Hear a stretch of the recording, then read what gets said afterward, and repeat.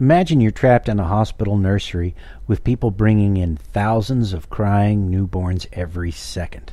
The newborns never leave and never stop screaming and crying. How long do you think it would be before you went insane? An hour? A day? A week? For an omniscient, omnipresent God, being surrounded by such ignorant creatures as ourselves would be like being trapped in that nursery.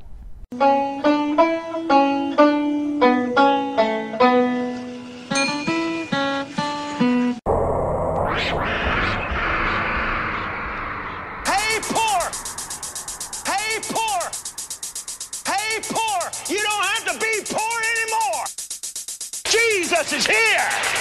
The loudspeaker spoke up and said, Christianity is stupid. If there is a hell, I'll see you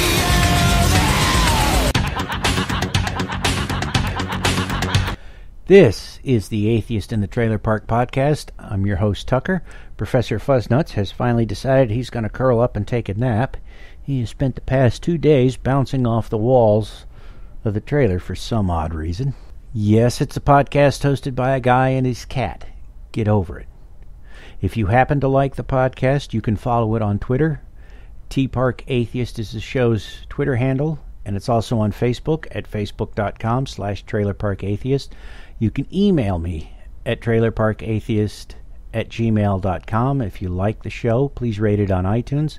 This is a news show episode where I cover stories in the news that are related to things like atheism, secularism, science, or I find just plain interesting. Next episode will be a chapter from Bible myths and their parallels in other religions. And before I get to the news, I would like to give a big shout-out thank you to No Illusions over at the Scathing Atheist podcast for playing my Filthy Monkey Men bit at the beginning of his latest episode. I was rather shocked to hear it as I was doing the dishes. First I thought I'd put on the wrong podcast by mistake. To those of you who have wandered over here from that podcast, I can't promise to be as funny as Noah, Heath, and Lucinda, but hopefully you'll still find me interesting enough to listen to. And while my trailer park isn't quite as bad as the ones that Noah describes, that's because my neighbors on either side of me don't speak English very well. It probably wouldn't be very good for me if my landlord found out I was doing this podcast.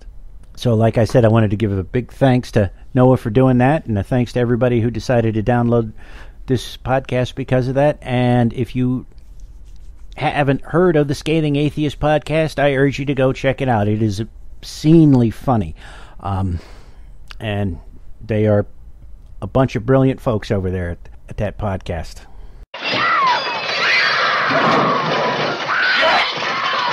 Jesus fuck you! Let Jesus fuck you! Let him fuck you! Okay, now on to the news. This first story comes from Freakonomics.com. I don't know if you've heard of their podcast or read their book. I find the podcast entertaining to listen to and informative. I don't always agree with them, but they did a recent episode on, it was entitled, Does Religion Make You Happy? And they had some interesting numbers and figures that they mentioned on there, and I wanted to pull them out and discuss them. And I'm going to read from the transcript. Larry Iannacone has some data from the General Social Surveys on the rate of giving among different American Christian denominations. At the top are Assemblies of God, Seventh-day Adventists, and Mormons. Those are all, so far as I know, fairly small denominations. Certainly the Mormons are very small compared to most other denominations in the U.S.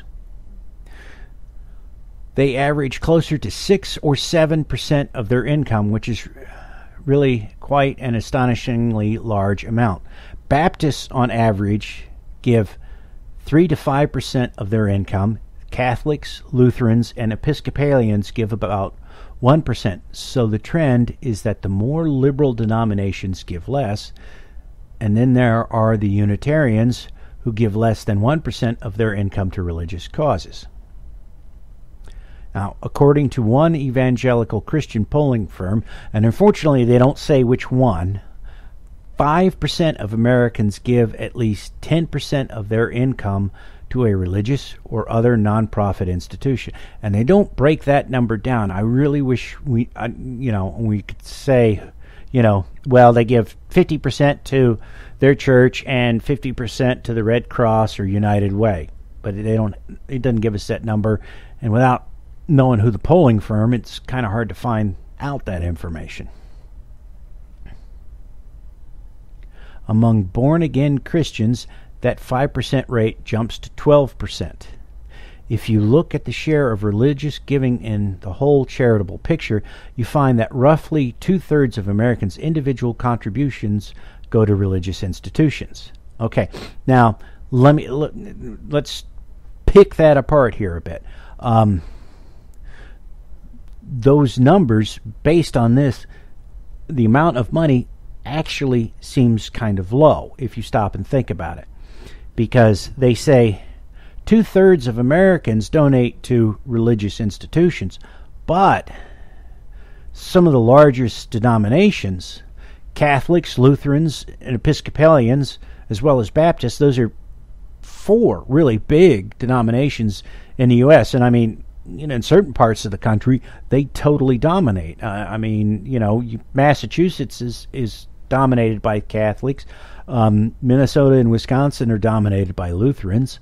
So the amount of money being given by the largest group of people is rather small compared to the amount of money being given by some of the smaller groups. Born-again Christians, which aren't as many as them as there are other Christians, they give 12%. Now, why I find all this also fascinating is that if you look at what this really means in terms of what happens to those dollars, we atheists and agnostics have a real chance to make a big impact here, because some portion of those people who donate to religious organizations are giving them to televangelist types and the mega preachers. So you know that the bulk of that money is not going to,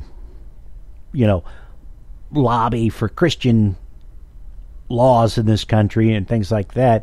It's going to buy a new gold-plated toilet for the mansion that the preacher owns, or a new mansion or whatever. It's being wasted in a way that's useful for us, because roughly 5% of the U.S. population is either atheist or agnostic. And if you want to count the people who have no official religious belief, who may or may not actually be atheist or agnostic but don't have the courage to use that term, then you may raise that number up to 20%.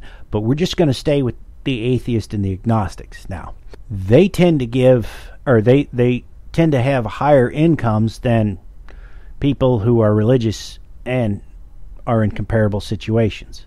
So if we donated, which I know is tough, 10% of our income to secular causes, Americans United for Separation of Church and State, Freedom from Religion Foundation, Planetary Society, science museums, American Atheists, whomever, if all of us did that, or the majority of us did that, and we donated 10% of our income, in terms of dollars going to a cause that would actually be used for something other than buying gold-plated toilets, we would have a much larger impact than a comparable number of the religious extremists, which is what fucking Pat Robertson and Joel Osteen are. And, that would give us a wedge in to perhaps convince some of these people, some of the 15% who are unaffiliated, to say that, well, maybe I will come out and be an atheist or be agnostic. And maybe it'll convince people to, when somebody comes up and says something really stupid about religion who happens to be a government official. Like I've got a story coming up that is a perfect illustration of this. The public will say, you know what? You don't deserve to be in office, not because you're religious, but because you have a stupid idea and you're justifying that stupid idea with your religion. So, I mean, I know for a lot of people times are tough and they really have to think about where they put their money, but all of us who are atheists, secularists, agnostics really need to think about putting 10% towards some kind of organization that advances science, reason, or separation of church and state, because if the more of us do that, the bigger push we're going to be able to make against the religious types, because the numbers of who give large sums of money are so small that we can get close to equalizing that if all of us give, money, or, more, as much money as we possibly can. And we're not necessarily, and if we do it right, we're not necessarily sacrificing our life, parts of our lifestyle that we need or enjoy. So, sorry to get on the soapbox there and preach for you to fill the coffers, or we're all going to hell. But until I heard this piece, I had no idea that the numbers were so low, the percentages being donated. And if they are this low, it won't be hard for us to match it and beat it. And by doing that, we gain ground, which is really important. Okay, so the next story comes from Right Wing Watch. Rick Wiles, Christians in America will soon be arrested or possibly killed. End Times radio host Rick Wiles issued a dire warning on his program Wednesday, claiming that the persecution against Christians in America has started and will soon worsen to the extent that any man or woman who dares to stand up against this tyranny is in danger of being smeared, arrested, or possibly killed. Now, I understand that, fear is an effective marketing tool. I mean, if you look at the NRA, they're constantly sending out announcements.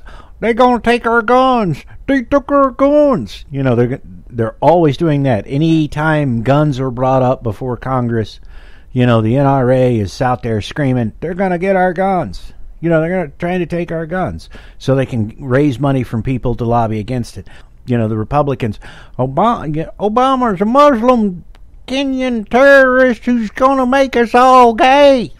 They have that fear thing to raise money. But I'm just surprised that nobody, or very few people, say, now wait the fuck a minute. You've been telling us all this bad shit's going to happen for years now, and none of it's ever happened. What the fuck is up with that? I used to listen to Art Bell's Coast to Coast AM show, which now Jordan Schnorri has taken over, I guess. Anyways, Art Bell would have a guy on by the name of Richard Hoagland. Hoagland claimed to have proof of some sort or another that NASA was hiding evidence of aliens on the moon. And he had this elaborate Dan Brown style conspiracy of secret societies dating all the way back to the time of Atlantis or whatever, that were connected somehow with these aliens that built artifacts on the far side of the moon and on Mars. And some of it I thought might be a little plausible. Certainly this was before we had any good high resolution images from Mars. We had some but they dated from the 70s, and there was what was then known as the face on Mars, and it was like, well, yeah, it kind of does look like a face, and maybe life did evolve on Mars, and that's their version of an Egyptian pyramid, and then the climate changed and they all died out. I would have bought that argument. I mean, Hoagland's were far wilder, but that's beside the point. He was entertaining to listen to. And then in around 94, I think it was. He was on Art Bell's show, and he had this big announcement. They had been promoting it for a while, and the announcement was that Hoagland had finally worked out a deal with some rather wealthy individuals, and they were going to build rockets, put satellites on them, send them around the moon. They were going to take high-resolution photos of these artifacts, these structures that aliens had built. One of them was like a glass skyscraper. Beam the images back to Earth and make them available for everybody in some manner or the other. And he was going to do it all either just before or just after the 96 election. Well, now that's got my attention. I mean, that's pretty fascinating idea. Even if you don't buy alien structures on the moon, just, somebody building a rocket and sending it to the moon. And he said they could do it for $80 million or $90 million. Relatively low cost in comparison to what NASA was charging or would have charged. So it's like, wow. Well, the date rolls around for when that's going to happen. And it, of course, doesn't. Not only does it not happen, Hoagland doesn't even bother coming up with a bullshit story to explain why it didn't happen. He just, he mentioned it several times, I believe, after the initial announcement, and then, he suddenly quit talking about it. Never said, oh, well, it didn't happen because, we pissed off the backers, or they went bankrupt in the economic issue in this country, or no, none of that. Just never talked about it again. And, it's like, well, obviously he's full of shit, and he doesn't even have the decency to make up a good excuse. So I quit listening to him at that point. And then in 2003, after Columbia blew up, and he said that was NASA's plan to hide alien artifacts, I quit listening to anybody who had anything to do with him because, that's pretty damn tacky to exploit the deaths of individuals for your personal gain just a few days after those people died. But, few people, it seems to me, actually wake up and say, wait, we're being told that these bad things are going to happen any day now, and they never do. Maybe this guy's full of shit, and I don't understand it. I mean, do these people not realize that they're being fed a line, or is it that they don't want to question? Because if they do, then they might question their faith. I don't understand it. Okay. Next story comes from the Telegraph.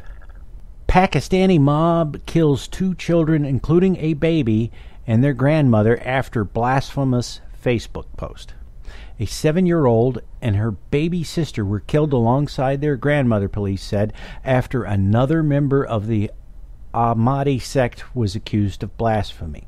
Now, I read this, and aside from the horror of, innocent people being killed because somebody else posted something that somebody in a different group thought was blasphemous, I was like, well, what's the Ahmadi sect? So I looked it up on Wikipedia, and it's an Islamic religious movement founded in British India near the end of the 19th century.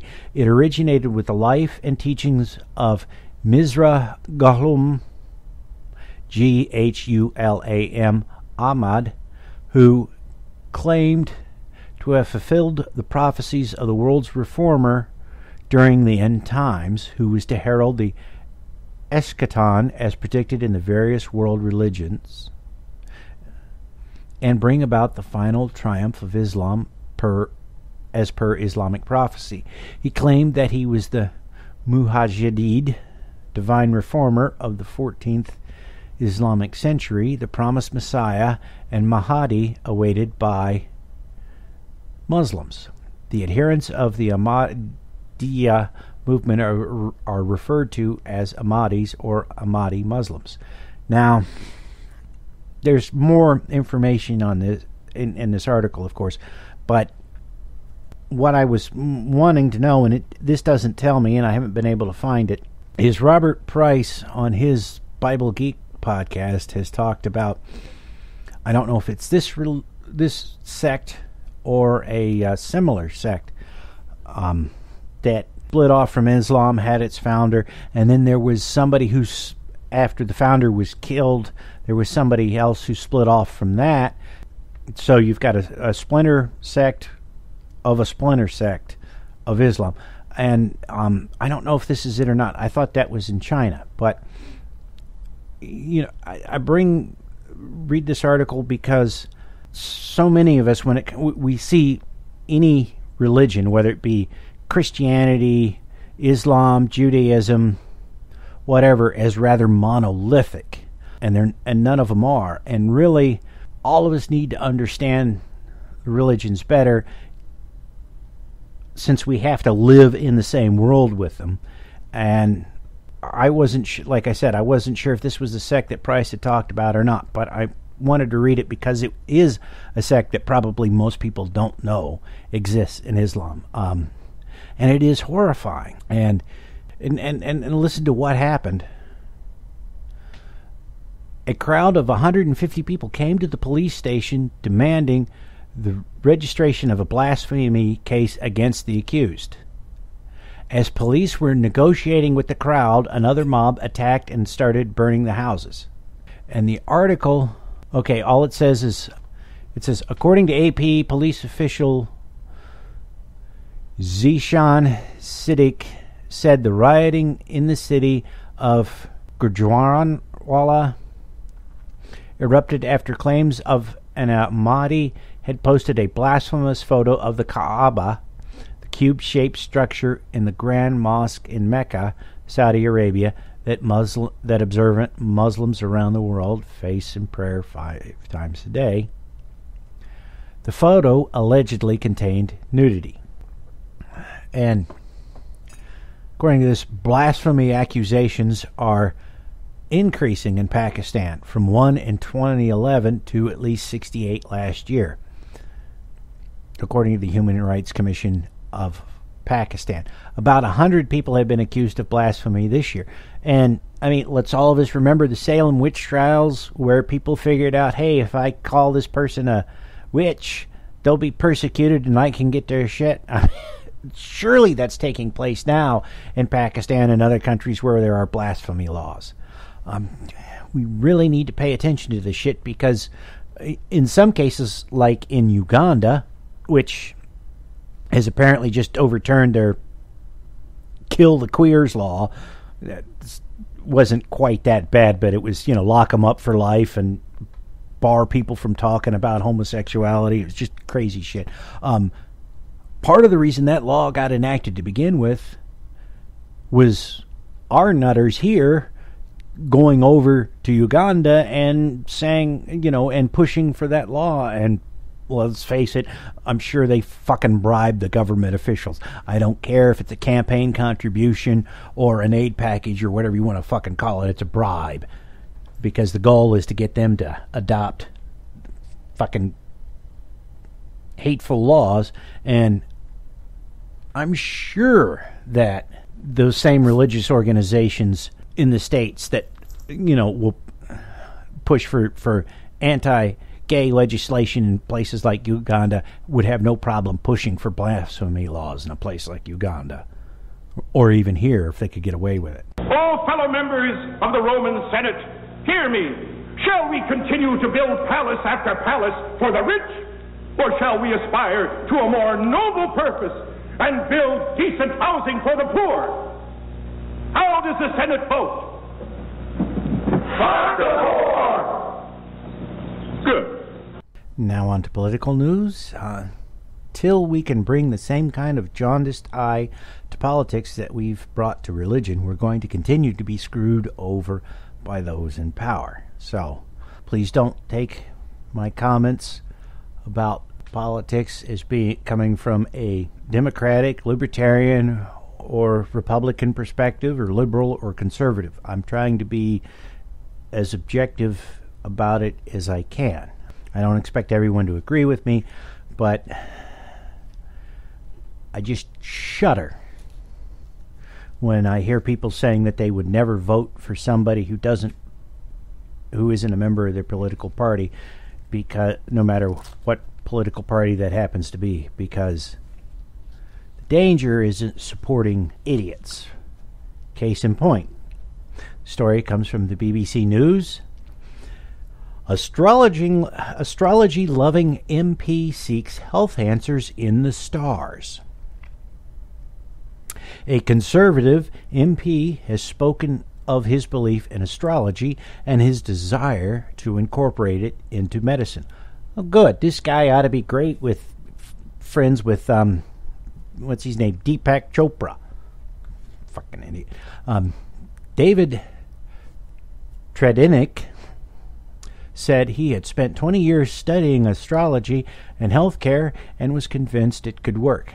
I just want to say I've spent about that many years drinking alcohol, and I think I was better served by the booze.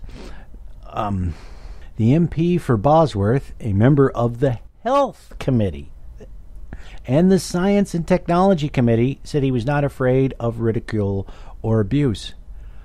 Really, he should be taken out and stoned. I mean, it's just...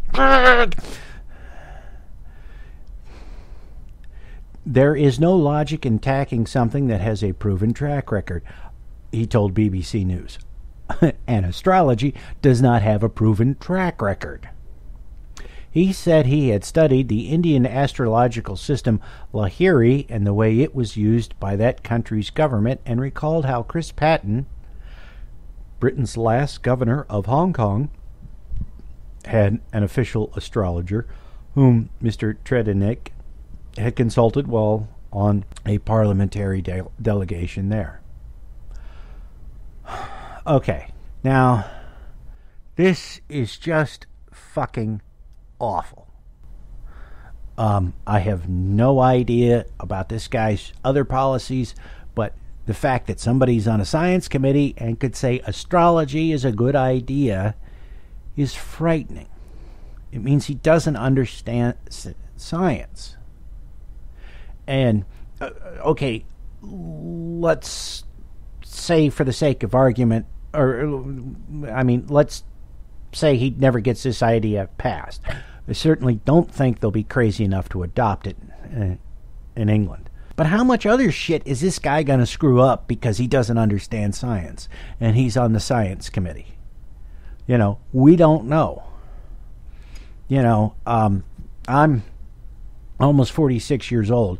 I came of age when AIDS was burst on the public scene, and I've lost friends to AIDS, and I've paid attention to the history of the disease. And in the 70s, we had doctors saying, hey, there's something wrong here. We've got all these people who are sick, who are dying of diseases that you only see in people who've been to the tropics, and these guys have never been anywhere near the tropics. We need to, really investigate this, and nobody was willing to do it because it was just, the disease was just killing gay men or drug addicts. Somebody who understands science would look at that and would look at the report from the doctors and saying, we have this strange condition where people are dying from diseases that they should not have contracted. Yes, there's definitely something wrong here. Let's go look at it. Now, but because their religious prejudice, and really that's what it is, that's what puts people against gays, against many other folks in society, is a religious prejudice. They said, let the queers die. And, we had fucking Nancy Reagan having an astrologer, pick when Ronnie met with world leaders. It's dangerous to do that from because you're not basing it on reason, you're not basing it on rationality, you're basing it on bullshit, and people's lives are at stake. I mean, nobody, not even this asshole, would take his fucking car to an astrologer for advice on what's wrong with the fucking car. Guarantee you he'd take it straight to a mechanic because he knows that it would work. This kind of shit just scares the hell out of me, and guys like him should be removed from office. You know, maybe he won't get anything passed that causes direct harm, but he's like the nail in the, you know, for one of the nail, the shoe was lost. For one of the shoe, the horse was lost. Blah, you know, on and on and on.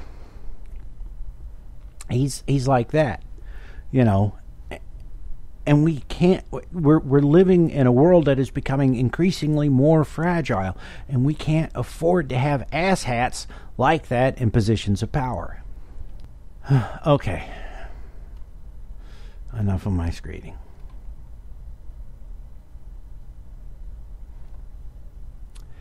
Next story.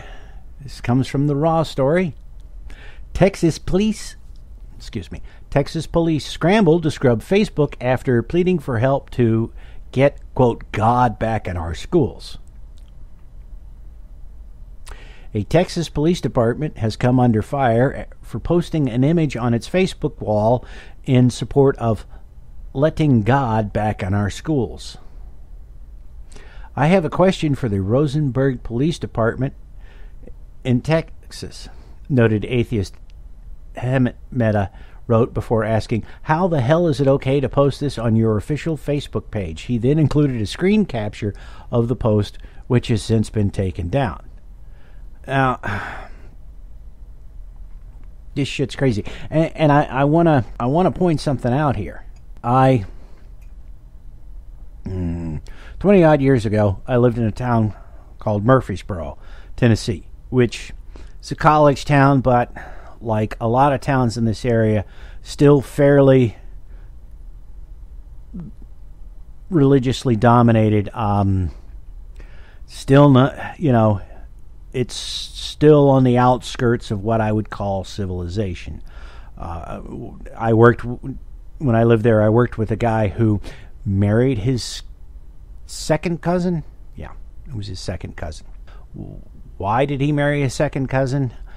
Because they wanted to keep the name in the family. They had the same last name.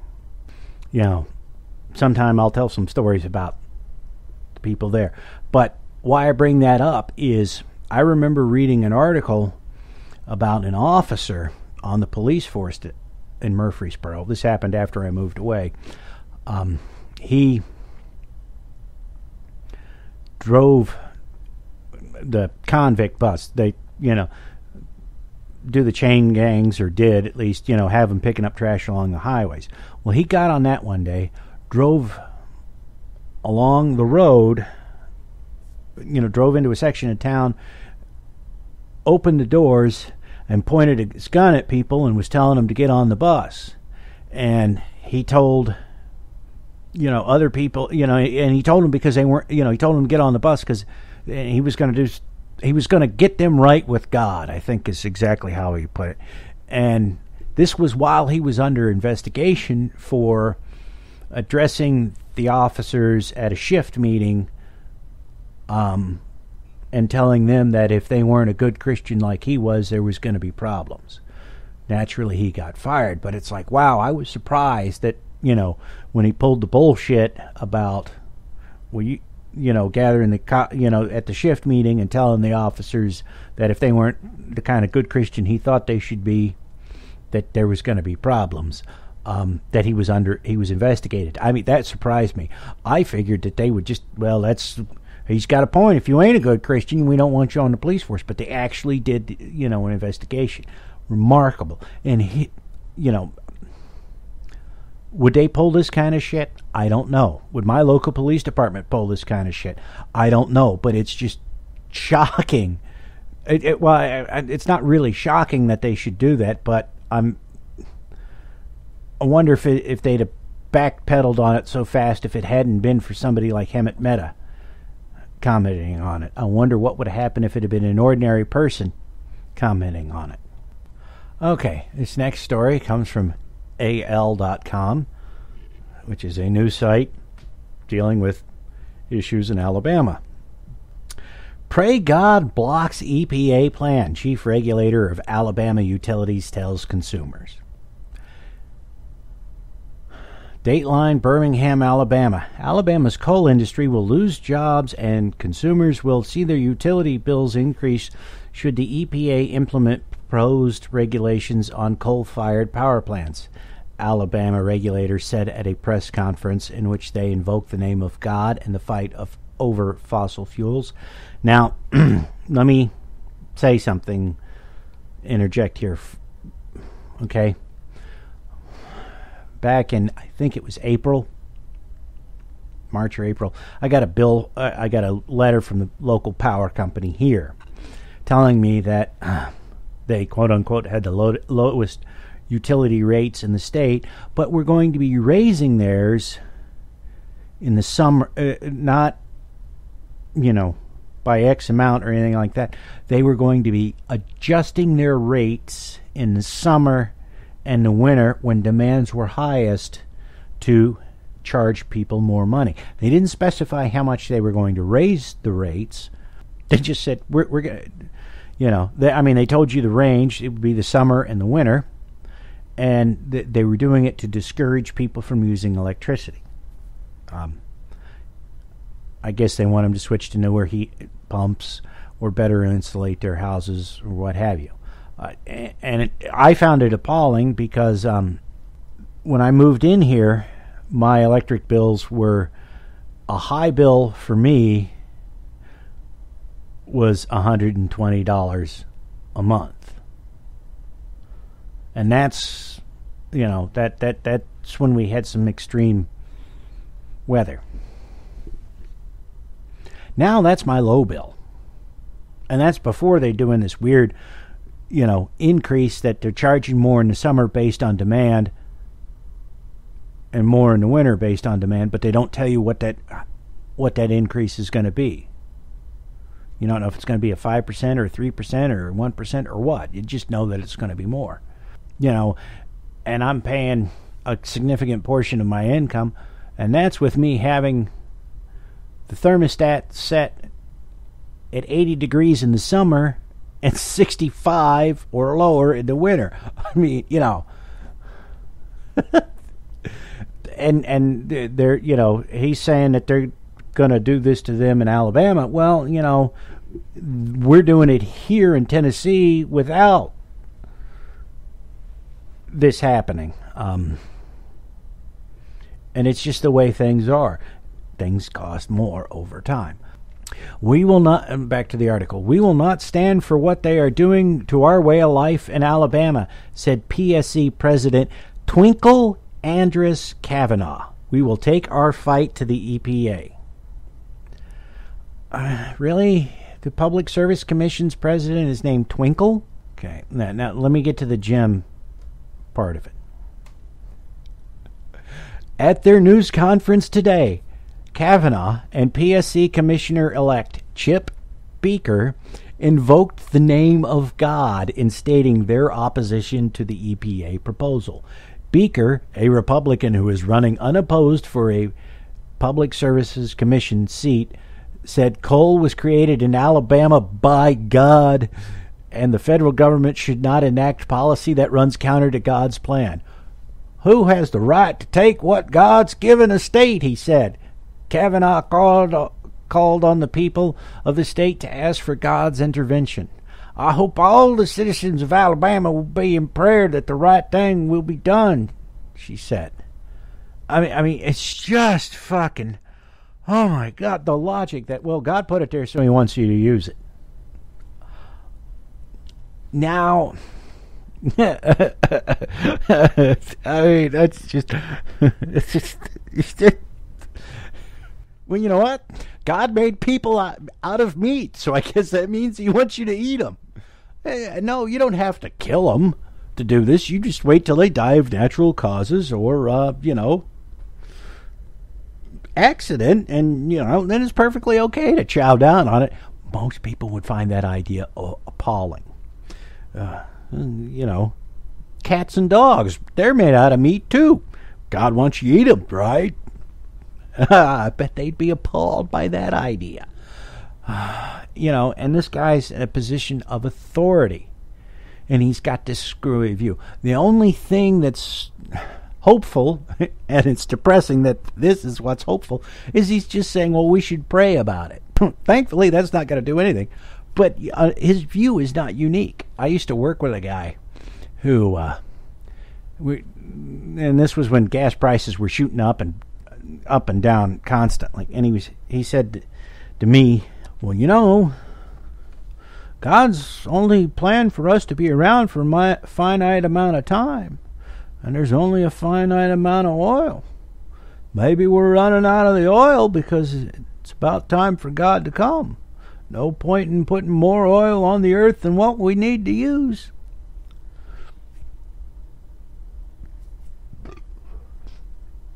There's just all kinds of things wrong with that statement. I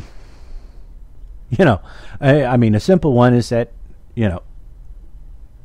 depending on where you want to pick in the Bible, God at one point says, nobody knows when the second coming will happen. That may or may not be, I says there's other parts where he says, oh, it'll happen here or then, whatever. But anyways, we'll go with that one for right now, because what the fuck? That's what the Christians do. Okay, so if God plans to end the world in so many years after humans discover oil, putting a finite amount of oil that lasts just as long as God intends for humans to be able to use the oil before he wipes the planet out is a pretty big clue that what's going on. But, let's say God planned to wipe us out 200 years after we discover oil. Okay. So put 300 years of oil on there. That way we don't know, because we'll just use 200 years of oil when God wipes us out. Forgetting the whole illogic of a God that puts booby traps in places and things like that. It's painful. It's just painful. Snakes. Why did it have to be snakes? Asps. Very dangerous. You go first. Archaeology, the science which should prove the Bible, if there was any truth to it, but more often than not, shows that it's full of shit. This first story comes from ancientorigins.net. Archaeologists find stone engraved with 3,500-year-old astronomical symbols in Peru. Archaeologists in Peru made a remarkable discovery when they found what they believe is a stone altar containing ancient petroglyphs dating back 3,500 to 4,000 years ago, according to a news report in Andina. Researchers said the engravings were used to track stars and therefore to forecast rainfall. The discovery was made at the archaeological complex of Lucernique. I guess that's how it's pronounced. I don't really know. L-I-C-U-A-R-N-I-U.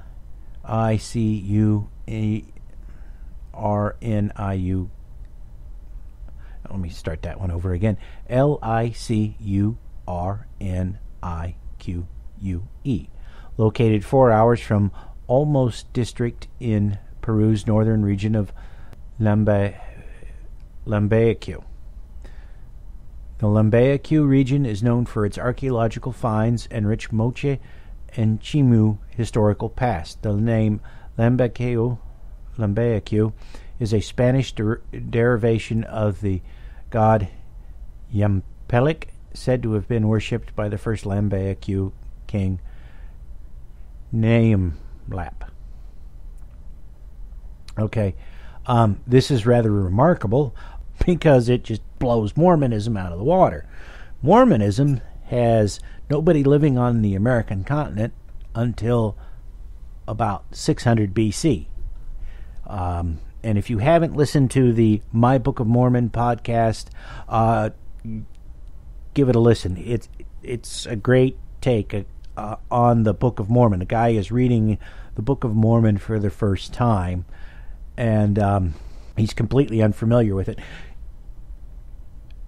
having listened to the Book of Mormon from the official book of recordings from the Church of Latter-day Saints, the Book of Mormon podcast is the way to go.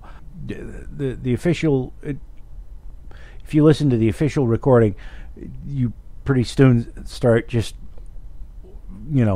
fading out, because it just gets in this weird rhythm, and you're almost like you're hypnotized, and then you have to slap yourself around and think, no, this is bullshit. But they this is they believe that it's about 600 years BC that the Jews were first transported over the Americas. Well, these astrological markings predate that by 3,000 years or so. But you won't get Mormons admitting to that, even though they do spend an awful lot of money on archaeological expeditions in South and Central America attempting to prove the Book of Mormon.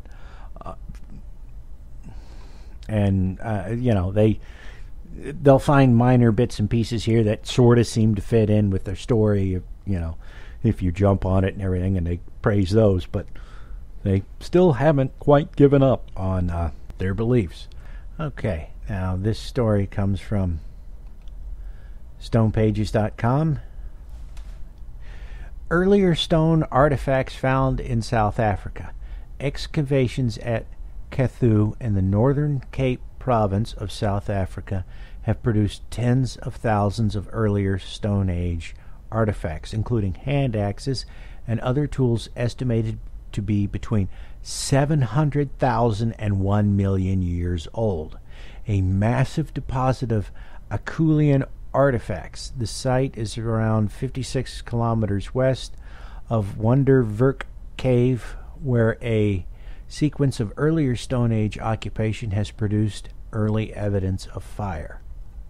Kathu townlands shows high-intensity stone tool production interspersed with exposures of bedrock, calcium carbonate concretions, and sand. Calcium carbonate concretions, calcretes, are a common feature in the area and figure significantly in the deposits in the vicinity of the site. The bedrock outcroppings are dominated by chert, ideal for stone tool manufacture, and the availability of high-quality raw material is likely a major reason for repeated exploitation of the resource, and the high density of stone, tool, and knapping debris.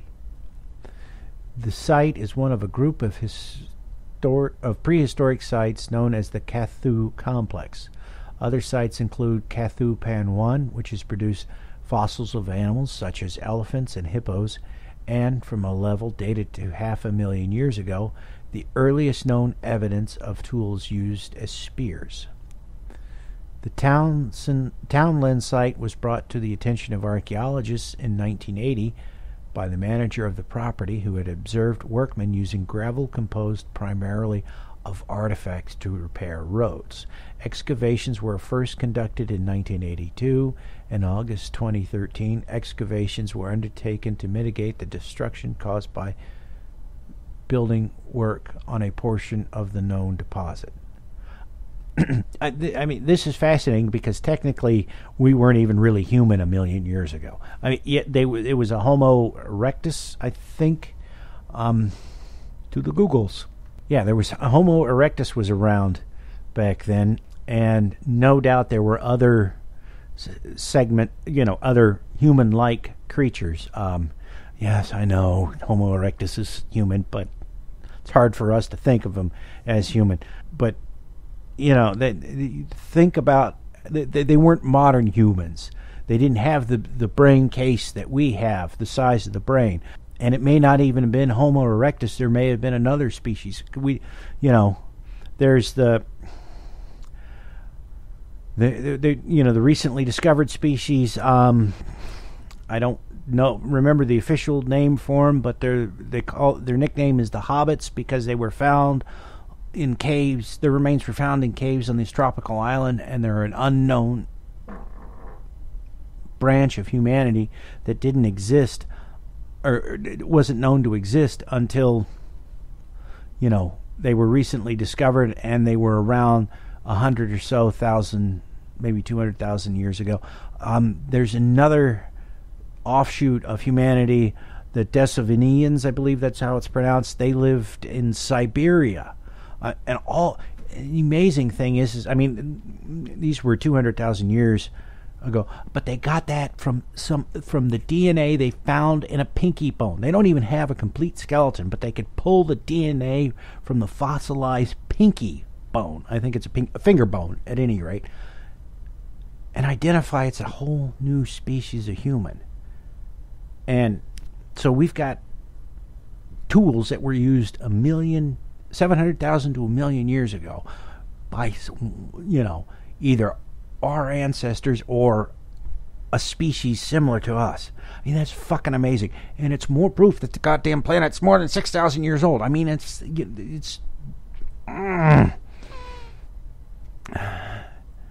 this shit needs to get out. People need to understand.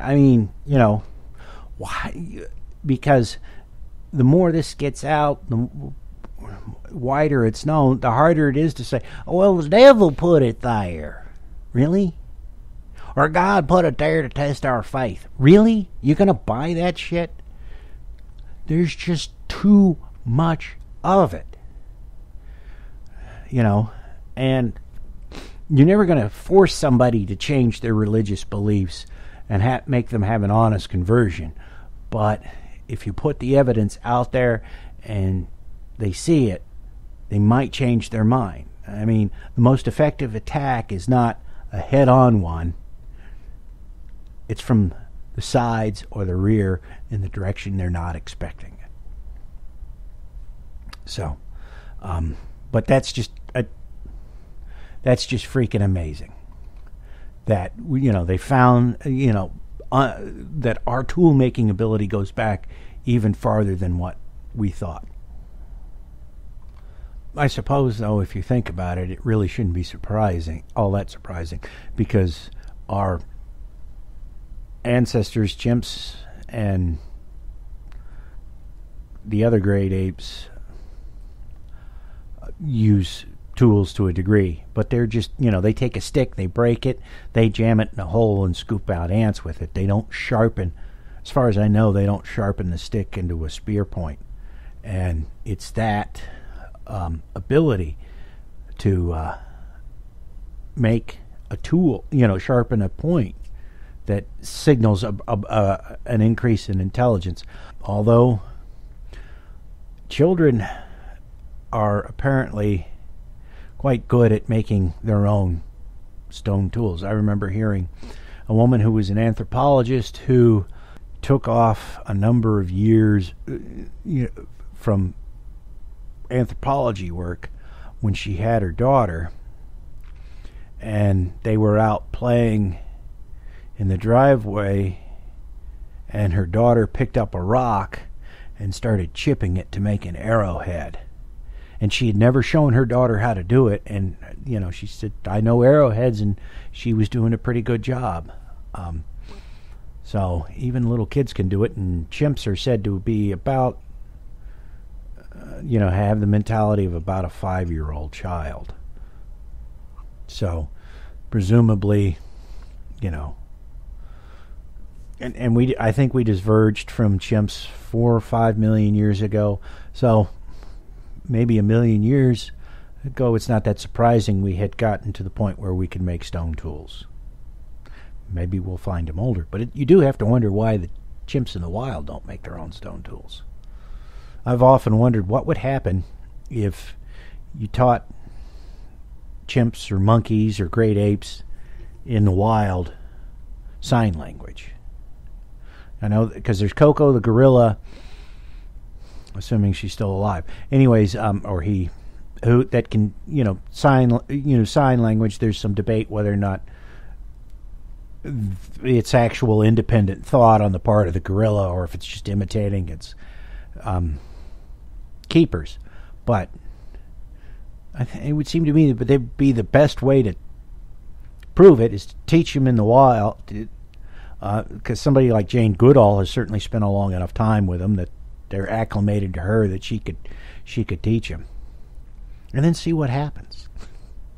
Maybe it'll help them keep them from going extinct if they can do sign language, if they can have a more sophisticated form of communication than just ooh, ooh, ooh, and whatever, grunts and farts and everything else. Tea, Earl Grey, hot. Now on to 3D printing news. The ability to make nearly anything with the same ease as printing a document has powerful implications for our future. And I find it fascinating because I've noticed in reading the history of technology over the years is that the biggest number of innovative breakthroughs come not when you have an established company or even necessarily the best educated individuals working on a problem, but when you have large numbers of people working on a problem and they're all hacking away at it from a different angle. The biggest period of rapid innovation and growth in the automobile industry was in the early part of the 20th century, when there were hundreds, if not thousands, of different car makers all across just the U.S. There were certainly thousands all over the world. But that's where the innovation began to really break through. And it was only as the industry consolidated that the rate of innovation slowed down. That's not to say modern cars are aren't sophisticated, but you had. I'm an old car fan, so I've read up a lot about them. But you had all kinds of different things being tried on cars when there were hundreds of different automakers. But when there were only a few, there weren't so many things being tried. Look at the issue that happened just as recently as the 70s. What was coming out from the U.S. car makers was garbage as far as the majority of cars they produced, while the Japanese cars were, not only better quality-wise, they had innovative features on them that American car companies didn't put in. And indeed, after GM went bankrupt, one of the former employees of GM who was in charge of doing their customer surveys admitted that he hid information from the executives because he knew they didn't want to hear it, so he didn't see any point in giving it to them. Whereas that's less likely to happen in a Japanese company. So, and what 3D printing offers us is it's going to fundamentally change the world, because it's going to enable ordinary citizens to do things that they haven't been able to do before.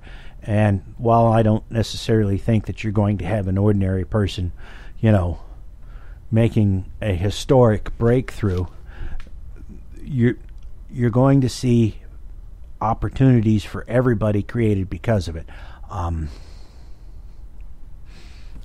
There's already been a huge breakthrough in prosthetic research because ordinary people are making 3D printed prosthetic hands.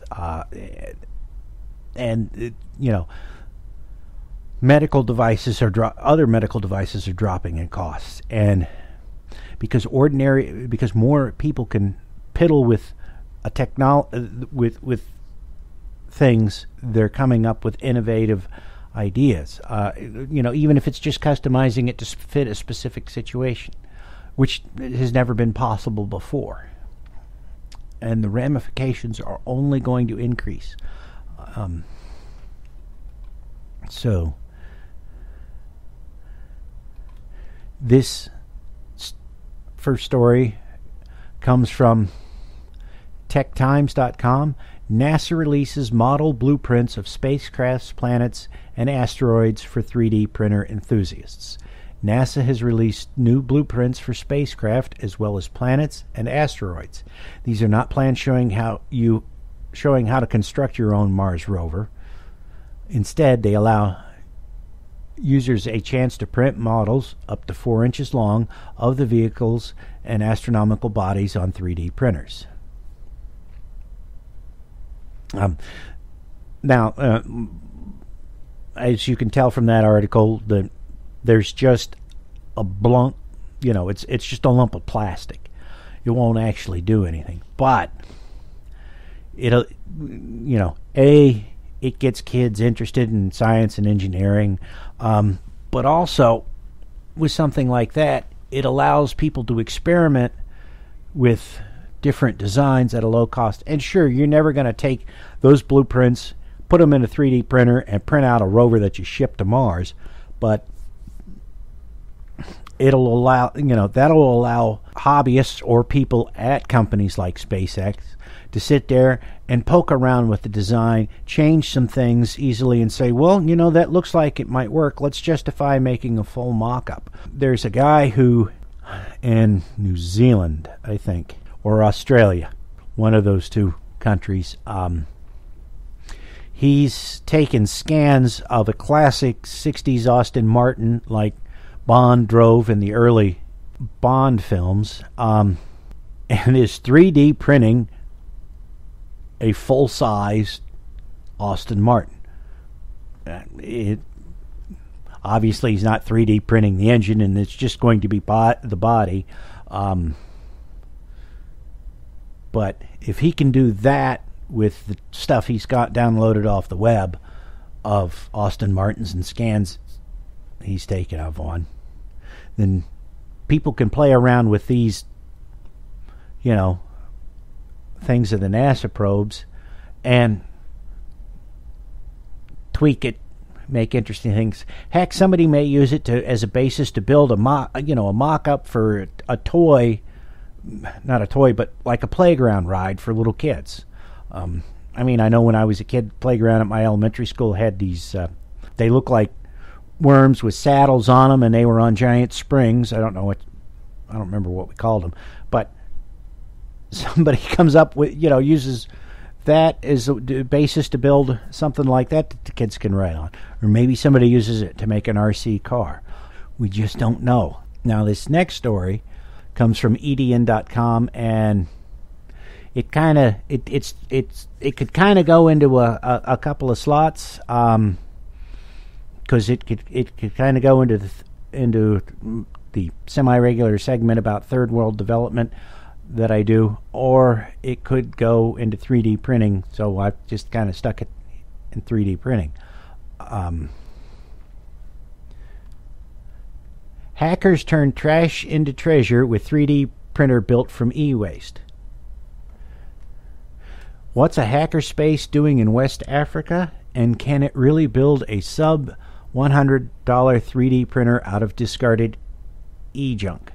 The better question is, why hasn't anyone thought to set up a hackerspace before now, says Afate Giniku, one of the principal members of WoLab, a hackerspace based in Togo, West Africa.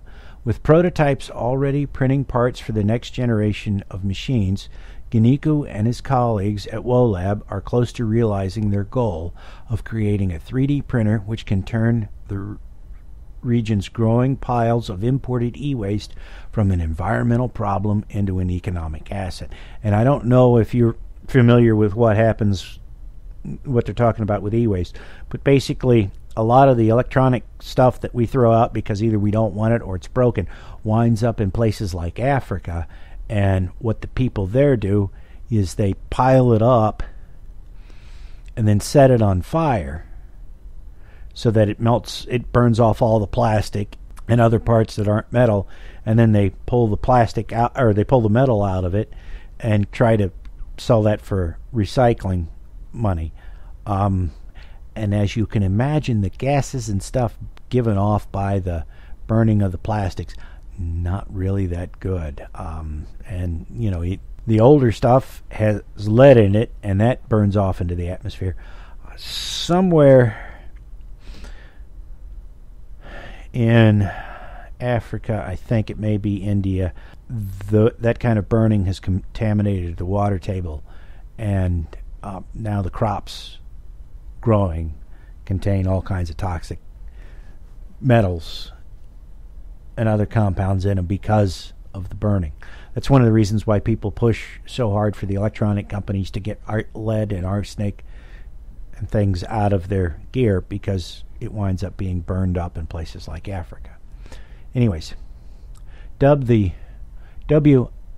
Afate WoLab plus the inventor's name, the printer's design is based on the Prusa Mendel, a popular open-source design developed by the RepRap forum, which has been adapted to make use of components salvaged from discarded printers, scanners. According to a story published May 2013 in 3D Printing Industry, the idea for the scrappy little printer occurred during Achi Camp, a workshop on architecture and urban design held in Lome, Togo's capital.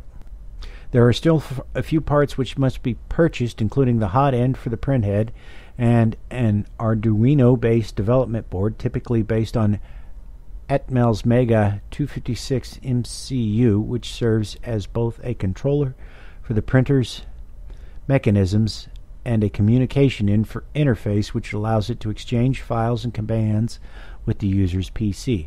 The $50 to $75 cost of the controller board is a significant expense in terms of the average income of a West African, but it's an affordable luxury since the machine it drives delivers much of the functionality of commercially produced units costing $750 to $1,000. So, right there you can see somebody playing around with the technology was able to cut the cost of it. Granted, they're basically fishing it out of garbage and putting it together, and that's not what everybody wants to do, but that's a breakthrough in the, and if I'm not mistaken, the extruded 3D printer model concept, which is what this is using, originated with somebody who wanted a 3D printer but couldn't afford the expensive commercial units which used SLA. They were called stereolithography machines. They use a laser and a movable table. The laser melt or zaps plastic, and that hardens because of the laser to form the object, and they lower the table to add layers. And those machines, they were originally, several $100,000, and now they've dropped significantly in price to a few $1,000s, but they really didn't start dropping in price until hobbyists started making the plastic, the ones that work basically by using a glue gun to melt plastic. So, and it's a remarkable piece of technology, and again, we're just seeing the beginnings of it, because like I said, they're doing things with them to make artificial limbs for people in developing countries, for people in the U.S. They don't look like a real arm, but they can actually open and close the hand or what have you, and we're just seeing the beginnings of what people can do with this stuff. It's like, I would put it comparable to the days when the Apple II computer first showed up in the stores. People are, just beginning to have an idea of what to do, what they can do with it. And in 20 or 30 years, things they're going to be able to produce are really going to be remarkable. Okay, final story tonight. I really don't have a good category for this, but this is just it's because it goes with science and it goes with religion, and it's just kind of weird. This comes from ancientorigins.net. Scientists dismissed after soft tissue found on dinosaur fossil. Okay, now I read that headline and I'm like, wait, what?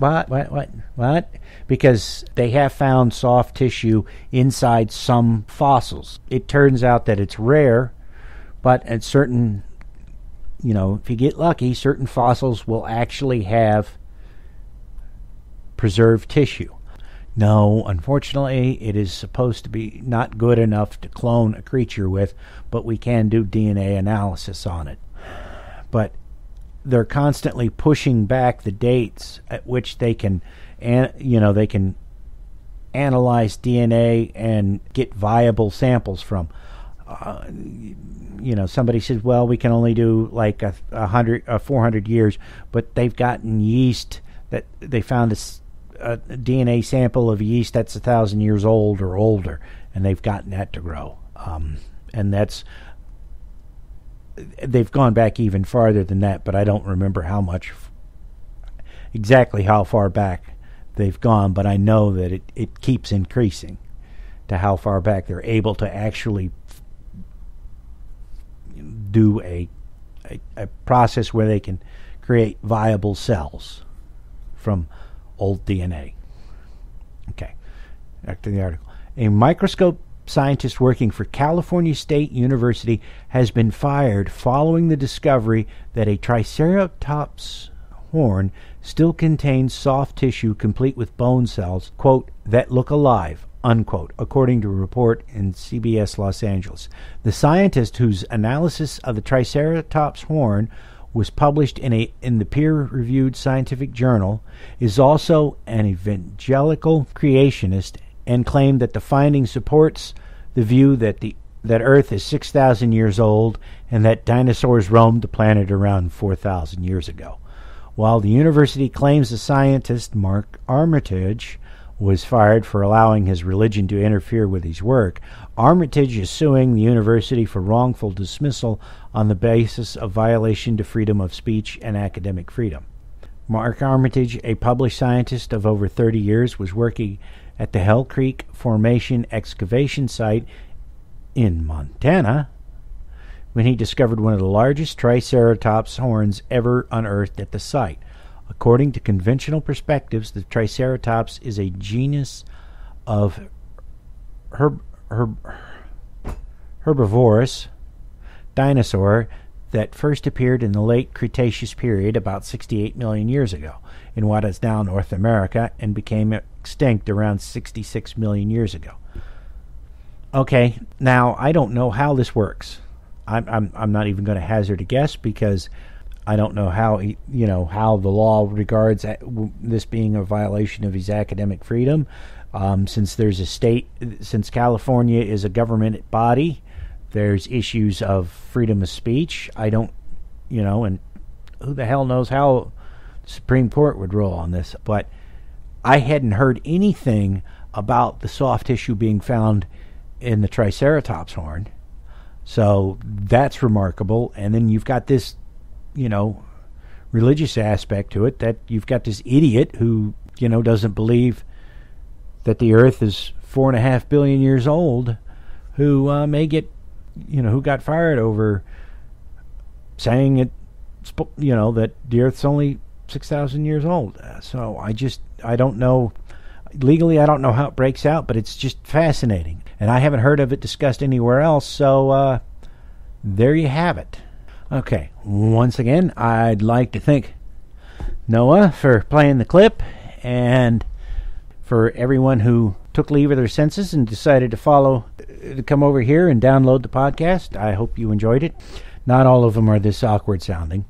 Again, you can follow the show on Twitter. TParkAtheist is the show's Twitter handle, and it's also on Facebook at facebook.com/trailerparkatheist. You can email me at trailerparkatheist@gmail.com. If you happen to like the podcast, please rate it on iTunes. Okay, and you will be able to find a copy of the show notes at tparkatheist.blogspot.com. Next episode will be a chapter from Bible myths and their parallels in other religions. Say goodnight, Fuzznuts. Damn cat. All I know is this violates every canon of respectable broadcasting.